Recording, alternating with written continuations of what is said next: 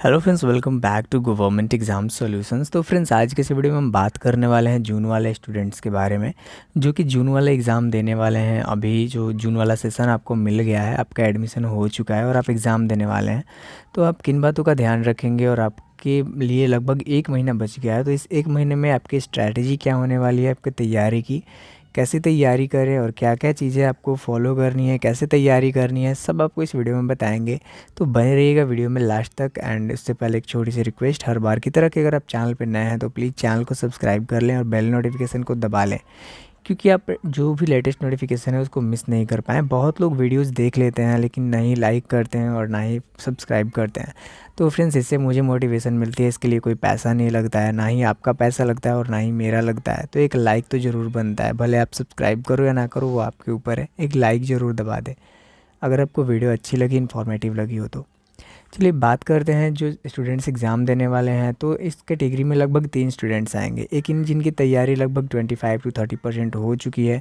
एक ऐसे स्टूडेंट है जिनकी 50 to 60% हो चुकी है तैयारी। एंड कुछ ऐसे भी स्टूडेंट्स होंगे जिनकी तैयारी नहीं है। आई थिंक उनकी एग्ज़ाम जो पढ़ाई है वो छूट चुकी है और वो फिर से एग्ज़ाम दे रहे हैं। तो एक महीने बचे हैं, आपको कौन से रूटीन फॉलो करने हैं, आपको कैसे तैयारी करनी है, आपको क्या क्या चीज़ें मिलेंगी, तो वीडियो में लास्ट तक बने रहिएगा इन सब के लिए। तो चलिए बात करते हैं। मोस्टली सब्जेक्ट्स जो होते हैं साइंस स्ट्रीम के स्टूडेंट्स के, वो होते हैं physics, chemistry, math, English. And आप हिंदी चाहो तो ले सकते हो या फिर कोई भी सब्जेक्ट्स ले सकते हो, वो आपके ऊपर है।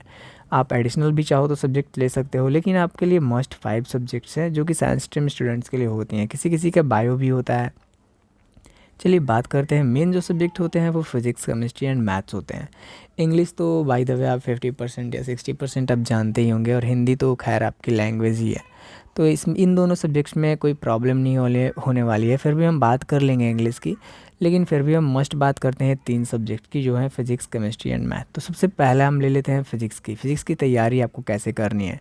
तो फ्रेंड्स, एक बात आपको मैं बता दूं, जो क्वेश्चन पेपर आता है उसमें फ़िज़िक्स में मोस्टली आपका ऑब्जेक्टिव क्वेश्चंस रहते हैं। ठीक है, आपके बहुत ज़्यादा, आपको जैसे कि पता होगा कि 11-12 दोनों से क्वेश्चंस आते हैं, तो आपके ऑब्जेक्टिव क्वेश्चंस कुछ ज़्यादा रहते हैं, सब्जेक्टिव क्वेश्चंस कम ही रहते हैं।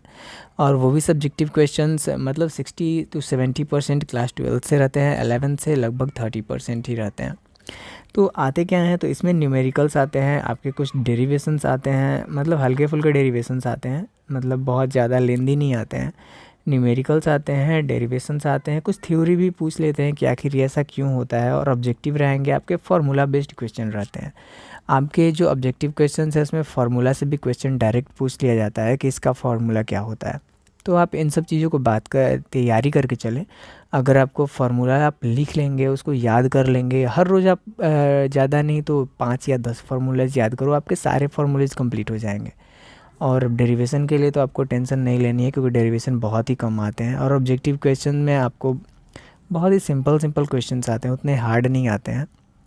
हालांकि जिनका 11th कंप्लीट है उनके लिए तो हार्ड नहीं होंगे, लेकिन जिन्होंने 11th मिस कर दिया है और वो पढ़े नहीं है तो उनके लिए थोड़ा सा पेपर टफ लगेगा। तो इसके बारे में आपको टेंशन नहीं लेनी है, आप अभी से भी चालू कर सकते हो। अगर हर रोज़ आप एक चैप्टर का रिवीजन करो, फिज़िक्स में हम बात कर रहे हैं, अगर हर रोज़ एक चैप्टर का रिवीजन करो तो आपके पास इनफ टाइम है, आप 30 दिन में 30 चैप्टर्स का रिवीजन कर सकते हो। और हाँ, आपका एग्ज़ाम जून में तो आई डोंट थिंक कि होने वाला है, जून लास्ट में स्टार्ट होगा तो होगा, तो फिर भी अभी आपसे एक महीने से ज़्यादा समय बचा हुआ है, या फिर जुलाई में होगा तो आपके लिए 1.5 महीना समय बचा हुआ है, तो आप इसमें अपनी तैयारी कर सकते हो। तो मेन आपके सब्जेक्ट्स यही हैं, और आपकी जो टॉपिक्स है वो भी मैंने बता दिए कि न्यूमेरिकल से आते हैं, थ्योरी आते हैं, ऑब्जेक्टिव्स आते हैं और कुछ फार्मूला बेस्ड क्वेश्चंस आते हैं। बहुत सिंपल रहते हैं, फार्मूला डायरेक्टली पूछ लिया जाता है। बात करते हैं केमिस्ट्री की, तो केमिस्ट्री में आपको फार्मूलाज तो याद रखनी ही है। थ्योरी आती है फिजिकल केमिस्ट्री से आपकी, एंड आपका कन्वर्जन आता है, जो कन्वर्जन मोस्ट बहुत इंपॉर्टेंट होते हैं वो आते हैं आपके ऑर्गेनिक केमिस्ट्री से। तो कन्वर्जन मस्ट है, क्योंकि लास्ट में लगभग 5 या 6 नंबर का बस आपको कन्वर्जन मिलता है। 5-6 नंबर का नहीं, लगभग 10 या 15 मार्क्स का कन्वर्जन आता है। मैं आपको पेपर दिखा दूंगा, आपने मेरा ग्रुप ज्वाइन नहीं किया है व्हाट्सएप वाला तो आप ज्वाइन कर सकते हो। वहाँ पे मैं दिसंबर 2021 के सेशन का आपको क्वेश्चन का PDF दे दूँगा, फॉर्म दे दूँगा, PDF फॉर्मेट, आप वहाँ से देख सकते हो कैसे क्वेश्चन आए थे। बात कर लेते हैं मैथ्स की। तो मैथ्स में आपको तो सॉल्विंग पता ही है कि सॉल्व क्वेश्चन आएंगे सॉल्विंग करने के लिए, तो ज़्यादा क्वेश्चन आपके इंटीग्रेशन एंड डिफ्रेंसीसन से रहते हैं, लेकिन लेवल उसका थोड़ा सा हाई होता है। मैं झूठ नहीं बोल रहा, बिल्कुल आपको क्वेश्चन में दिखा दूंगा। थोड़ा सा क्वेश्चन हाई होता है लेवल उसका, डिफरेंशिएशन और इंटीग्रेशन का। बाकी आपको ये आता है लीनियर इक्वेशन आता है जो आपकी क्लास 11th से है।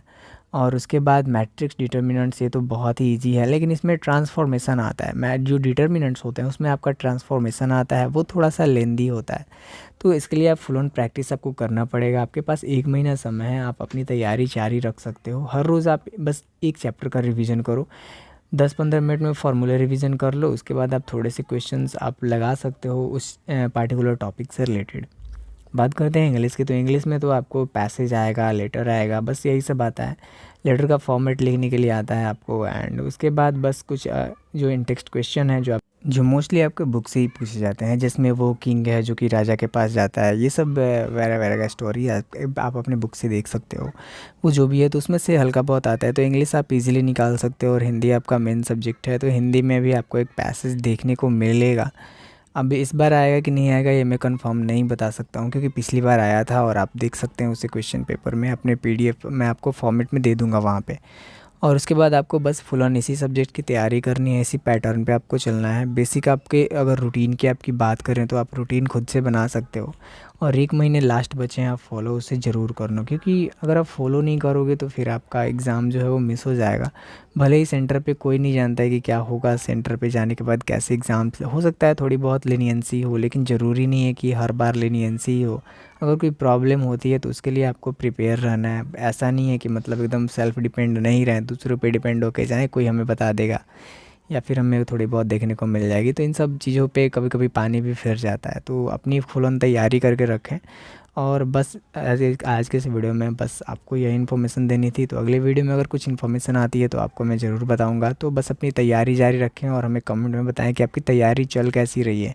आप कौन से कैटेगरी वाले स्टूडेंट हो, कैटेगरी ए या कैटेगरी बी या कैटेगरी सी। मिलते हैं अगले वीडियो में कुछ और अमेजिंग अपडेट्स के साथ। Thank you so much for watching this till the end.